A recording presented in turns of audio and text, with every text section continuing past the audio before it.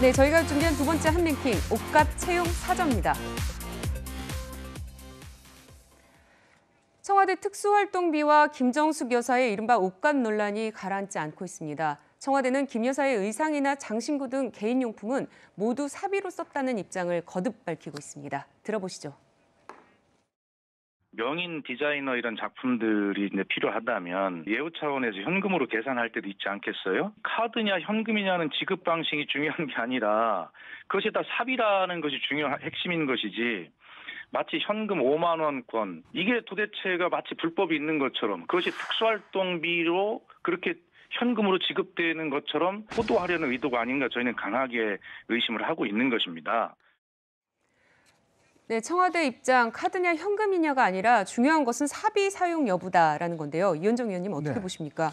대통령 영부인이 옷 사입고 하는 것에 대해서 왜 이렇게 문제제기를 많이 하느냐, 이게 뭐가 문제가 되느냐, 이런 시각도 있는 것 같습니다. 자, 그런데 우리가 지난 국정농단 사태, 또 탄핵 사태를 거치면서 대통령의 어떤 이런 여러 가지 문제에 대해서 우리 엄격한 잣대를 들이댄 적이 있습니다. 대통령이 한 푼 쓰는 돈, 대통령 집에서 밥을 먹는 거, 개 사료하는 문제, 그게 다 국정농단 사태 이게 참 문제가 돼서 문재인 대통령이 뭐라고 이야기했냐면 취임하면서 앞으로 개 사료라든지 내가 그 사택에서 먹는 문제는 다 내 돈으로 하겠다. 그리고 특활비도 대폭 줄이겠다. 이런 약속을 하셨습니다. 네, 그렇죠. 자, 그렇다 보니까 지금 이제 최근에 소송과 관련해서 1심에서 이제 특활비 공개하라는 지금 판결이 내려졌고 이에 대해서 김정숙 여사의 그 많은 옷들에 대한 옷값을 과연 어떻게 치렀을까? 이게 의문이 제기가 됐거든요. 네. 그러면 처음에는 이제 이게 특활비가 아니다라고 사비다라고 이제 이야기를 했는데 근데 사비로 했다라면 이제 처음에 탁현민 비서관은 이거 다 카드로 했다라고 이야기를 했어요.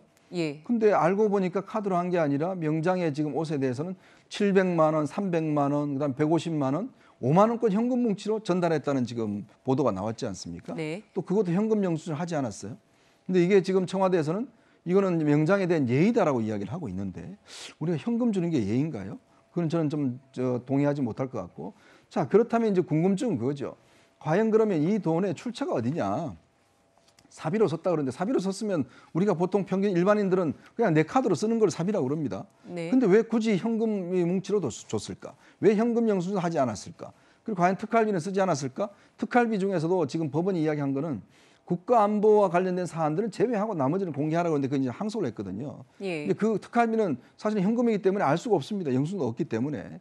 이제 그런 의문만 지금 계속적으로 커지고 있다 이렇게 보고 있습니다. 네, 일단 의혹이고 청와대에서 계속해서 해명을 하고 있습니다. 그런데 이런 청와대 해명에도 불구하고 정치권의 공방은 연일 거세지고 있습니다. 국민의힘에서 나온 얘기 들어보시죠.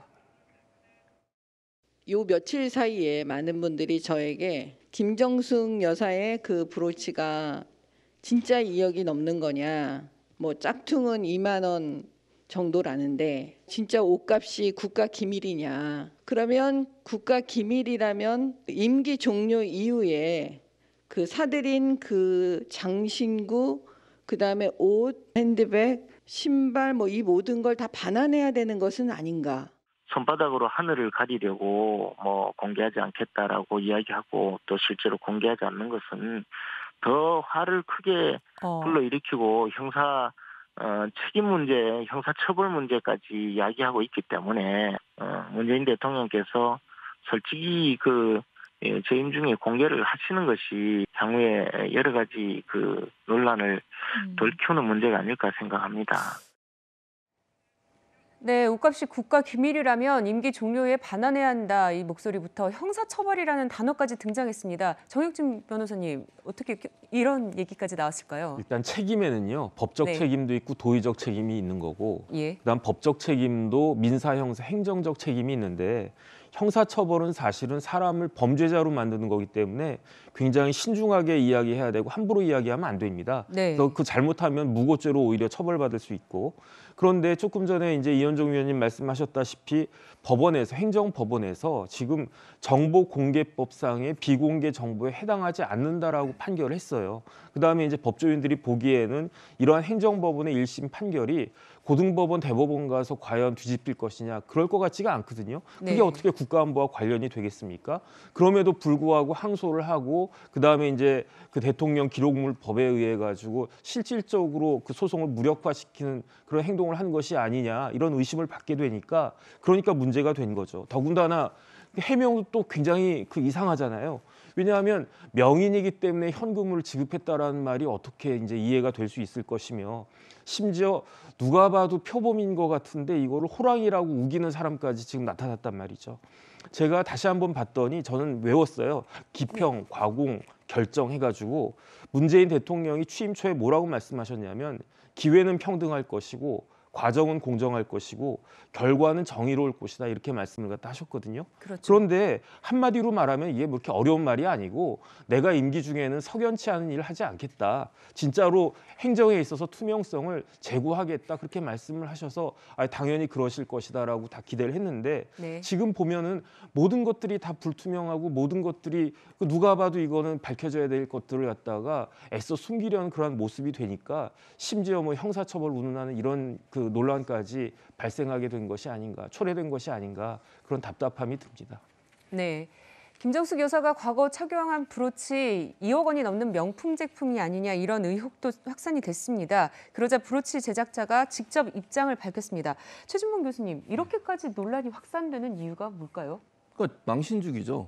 네. 문재인 정부에 대한 막판 오니까 이제 망신주기를 하려고 하는 건데 저는 정말 이해가 안 됩니다. 첫째는 그러니까 뭐 항소했다고 두 분 얘기하셨는데 네. 특활비 관련해서는 지난 1월에 검찰의 특활비도 공개하라고 행정소송에서 결정이 났어요. 네. 검찰은 공개했습니까?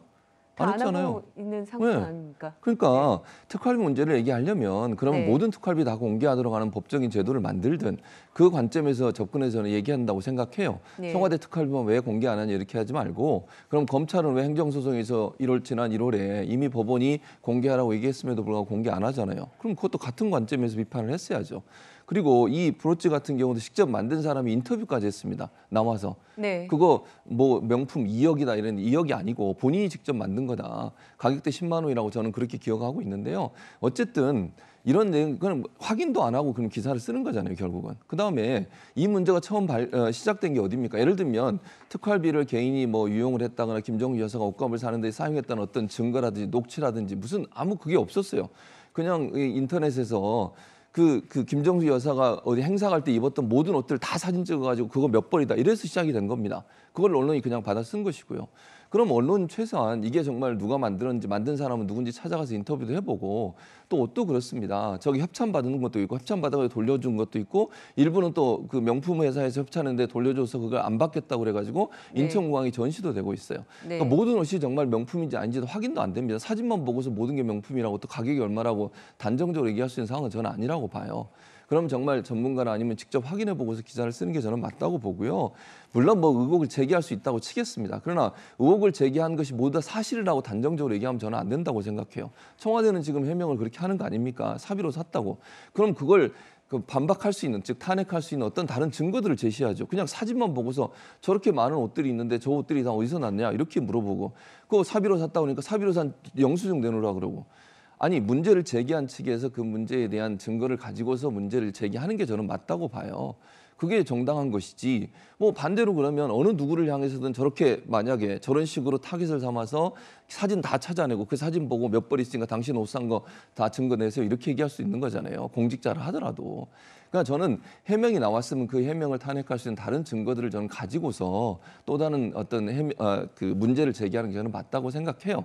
그런 부분에 있어서는 너무 지나치게 어떤 그 망신주기로 가는 게 아닌가 하는 우려가 있습니다. 네, 근데 논란이 되면은 청와대나 또 여사 측에서 또 다른 증거를 내놓거나 이렇게 할 수도 있지 않을까 이런 생각도 드는데요. 그런데 예를 들면 본인이 사비로 샀다고 얘기했잖아요. 그러면 네. 사비로 산 걸 본인이 다 그걸 공개해야 됩니까? 저는 그렇게는 생각하지 않습니다. 예를 들어서 네. 어떤 사람이 문제를 제기했는데 그 문제에 대해서 제가 사비로 샀습니다. 그럼 사비로 사지 않았다는 걸 증거를 할 수 있는 다른 증거를 내놔야 된다고 생각해요. 그러면 모든 사람이 그냥 자기가 생각하는 의혹과 의심만 가지고 한 사람을 완전히 매장시킬 수 있는 상황이 될 수도 있다고 저는 봅니다. 네, 알겠습니다.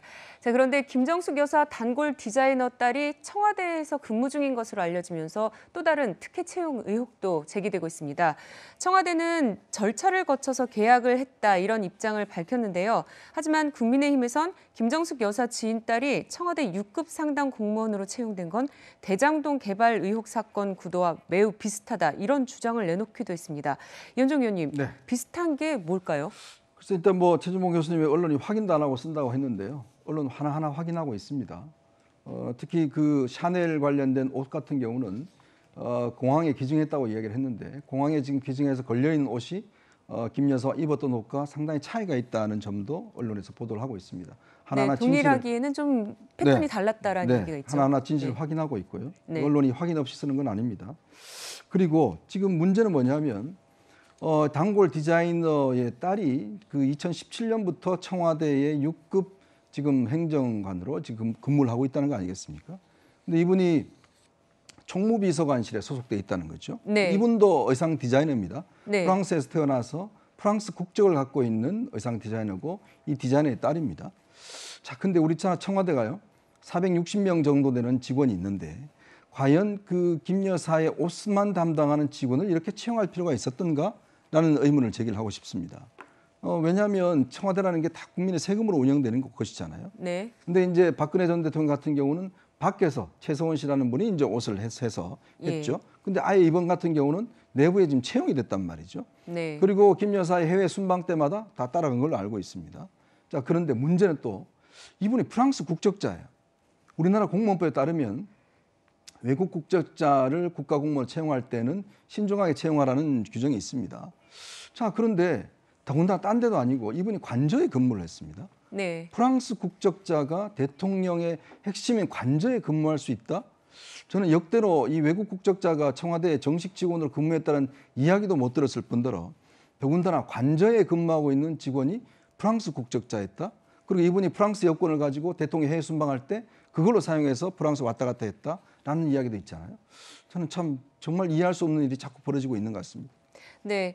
정혁준 변호사님, 지금 이현정 의원님께서 말씀하신 것처럼 프랑스 국적자가 지금 청와대에서 근무하는 것이 문제가 될 소지가 있나요? 일단은 법적으로는 문제가 될 것 같지는 않아요. 국가공무원법이 26조가 있는데 예. 거기에 26조에 3을 신설을 했어요. 왜냐하면은 이제 글로벌 시대 아니겠습니까? 네. 국익에 도움이 된다라면 뭐 외국인이든 복수 국적자이든 마다할 이유가 없다라고 저는 생각을 했다가 하는데 네. 예외적으로 이제 그 외국인이나 복수 국적자가 임용되면 안 되는 경우가 국가 안보나 보안이나 기밀이나 아니면 국익을 뭐 심하게 반하는 경우 이런 경우에는 못하도록 되어 있으니까 원칙적으로 외국인도 공무원이 될 수 있는 길은 열려 있고 뭐 그것이 나쁘다라고 저는 생각하지 않는데 네. 지금 문제가 되고 있는 사람이 이제 장모 씨라고 해서 프랑스 국적자인데 그런데 아무리 그렇다라고 하더라도 과연 그 담당 업무가 청와대 비서실 직절을 보면요. 일반직 공무원이 431명으로 되어 있어요. 네. 그 안에 꼭 들어갈 만한 그러한 일이었는가? 그다음에 과연 장모 씨가 그렇게 적임자였는가? 왜냐하면 한국 사람 중에는 영부인의 이러한 일을 거둘 수 있는 사람이 없었기 때문에 굳이 그 프랑스 사람을 했었어야 됐는가? 더군다나 그 영부인께서 계속 그 단골로 다니는 그 디자이너 네. 그 딸이라고 하면은 거기서 또 무슨 나름대로 뭐 이런 것들이 있을 수 있는 것이 아닌가 그런 의심을 오히려 받을 수 있기 때문에 그렇게 의심받을 행동들을 왜 이렇게 자꾸 하셨는지 거기에 대해서는 참 좀 안타깝다는 생각이 듭니다. 네, 일각에서는 또 여사와 문 대통령의 그 동선이 또 국가 안보나 아니면 기밀이 될 수 있다 이런 얘기도 있는데요. 이건 어떻게 보시나요? 근데 저는 이제 6급 상당이고 디자이너이기 때문에 네. 그 6급 상당 되는 사람한테 국가 기밀이 흘러 들어갈 수 있을까? 만약에 아예 의도적으로 마음을 먹고 내가 뭘 탐지하겠다라고 했으면 모르겠지만 그 정도까지는 아니지 않을까 하는 게 제 생각입니다. 네. 옷값 논란의 본질 결국 특활비 사용 여부일 겁니다. 청와대와 여야 정치권은 전혀 다른 목소리를 내고 있는데요. 들어보시죠. 애초에 어떠한 비용으로도 정부의 비용으로는 그런 뭐 옷값이라든지 사적 비용을 결제한 적이 없습니다. 관저에서 키우는 개 사료값도 대통령이 직접 부담하시는데 뭐 그걸 그렇게 했다고 생각하는 것 자체가 상당히 놀라운 발상이죠. 그럼 지난 5년간 김정숙 여사의 의상 구입을 위해 특활비가 쓰인 적이 전혀 없다. 예, 한 푼도 없습니다. 인도에서 스카프를 선물로 받으신 적이 있습니다. 근데 이제 그것을 블라우스로 이렇게 새롭게 만들어가지고 입고 가신 적도 있었거든요. 리폼하고 새로 만들고 이런 걸 워낙 많이 봐왔어서 이런 기사가 왜 하필 이때 나오는가. 너무나 뻔한 수법과 패턴들이 도덕성에 흠집을 내겠다는. 네, 이렇게 영부인 의전 비용으로 특활비가 사용됐는지에 대한 의혹 공방, 최진봉 교수님. 어떻게 보십니까? 그러니까 저는 아까도 말씀드렸지만 네. 이게 그 근거를 가지고서 아니면 다른 증거들이 있는 상태에서 문제를 제기했으면 그건 국민들이 어느 정도 공감할 수 있을 거라고 생각해요. 근데 네. 아까도 말씀드렸지만 인터넷상에서 떠도는 사진들 그건 이제 공식적으로 행사에 가서 언론들이 찍은 사진들이에요. 그 예. 사진만 가지고서 모든 뭐 특활비를 썼다고 단정적으로 얘기할 수 없는 상황 아니겠어요? 네, 그런 부분들을 자꾸 이렇게 부각이 되는 것이 저는 바람직한지 잘 모르겠습니다. 그리고 특활비 문제는 아까도 말씀드렸지만 이게 청와대 특활비뿐만 아니라 다른 기관들을 쓰는 특활비에 정말 적절한가 하는 부분 또 특활비 공개에 대해서는 정말 이번 기회에 논의가 좀 됐으면 좋겠어요. 네. 투명하게 공개하는 게 저는 맞다고 개인적으로 생각을 하고요. 그런 차원에서 본다고 하면 이게 어떤 정권 말기에 정권을 이제 떠나게 되는 그런 어떤 청와대에 대한 공격의 소재로 사용되지 않았으면 좋겠고 네. 그게 정말 특활비가 잘 활용될 수 있도록 하는 규정이나 제도적 장치를 여야가 머리를 맞대며 만들어서 정말 필요하지 않는 곳이라고 하면 특활비를 뭐 사용할 수는 있지만 명확하게 모든 뭐 예를 들면 공개할 수 있도록 하는 제도적 장치를 만드는 것도 저는 검토가 필요하다고 생각합니다. 네. 옷감 논란이 이렇게 계속되는 가운데 인수에서는 특별감찰관제 정상화를 거론을 했습니다. 이현정 의원님, 네. 이건 어떤 의미일까요? 청와대에 이제 특별감찰관이라는 제도가 있습니다. 네. 이 특별감찰관은 대통령 친인척, 사촌 이내 친인척하고 수석 비서관의 이제 비위를 상시적으로 감찰하는 기구예요. 네. 지난 사실 박근혜 정부 때 이석수 특별감찰관하고 우병우 전 민정수석의 갈등이 굉장히 이슈가 된 적이 있죠. 네, 그렇죠. 당시에 우병우 민정수석이 왜 그런 걸 수사하느냐라고 해서 두 사람에서 굉장히 큰 갈등이 있었고 논란이 된 적도 있습니다. 왜냐하면 대통령 친인척 같은 경우는 상식적으로 이제 감시 대상인데, 네. 근데 문제는 이렇게 국정농단 사태를 거치면서 탄핵으로 해서 설립된 문재인 정부가 지난 5년 내내 특별감찰관을 임명하지 않았습니다. 공석으로 뒀어요. 네. 그래서 이제 이번에 법무부가 새 정부에서는 이 예산을 다시 가동하겠다라고 인수에 보고를 했습니다. 저는 참 묻고 싶습니다. 왜 안 가동하셨냐? 왜 이 제도가 무슨 문제가 있길래? 왜냐하면 이 특별감찰관 제도는 정말 어떤 면에서 보면 최고의 공직자의 대통령 친인척의 어떤 감시를 하는 제도거든요. 근데 왜 이거를 제도를 있음에도 불구하고 가동을 안 했을까? 근데 청와대가 이 문제에 대해서 한 번도 공식 입장을 제대로 낸 적이 없어요. 이거 뭐 당에 추천을 안 해줬다, 국회에 추천 안 해줬다 이야기를 하는데 글쎄요, 과연 추천 안 해준다고 해서 5년 동안 그냥 자리를 비워뒀을까요? 그러니까 이런 문제가 생기면 사실 특별감찰관이 조사를 하는 겁니다. 지금 최진봉 교수님이 무슨 증거를 내놓으라고 그러는데 증거 아직 뭐 있을 수가 없죠. 그래서 특별감찰관이 이런 문제가 생기면 특별감찰관이 내부적으로 조사를 합니다. 과연 이 특활비에 썼는지 안 썼는지를 조사를 해서 문제를 밝혀내는 거거든요. 지금 밝혀낼 수 있는 상대가 없어요.